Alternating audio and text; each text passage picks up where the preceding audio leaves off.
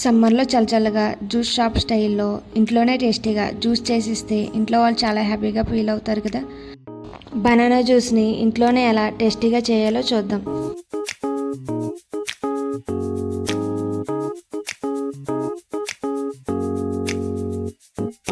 ఇందుకోసం ముందుగా 1 glass juice కోసం 2 బనానాస్ని ముక్కలుగా కట్ చేసుకుని మిక్సీ జార్లో వేసుకోవాలి.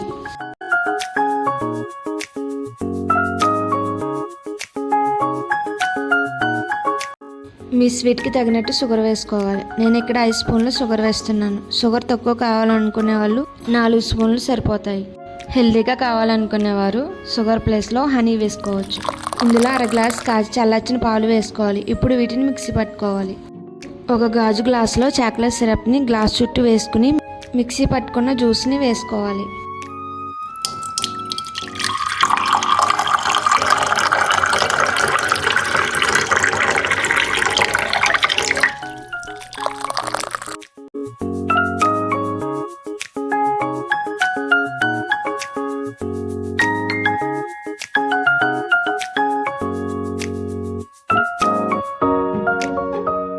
ఇందులో ఐస్ క్యూబ్స్ వేసుకుని చివరిగా ఐస్ క్రీమ్, పైన కొంచెం చాక్లెట్ సిరప్ని, కొన్ని కాజు ముక్కలను వేసుకుని సర్వ్ చేసుకోవాలి.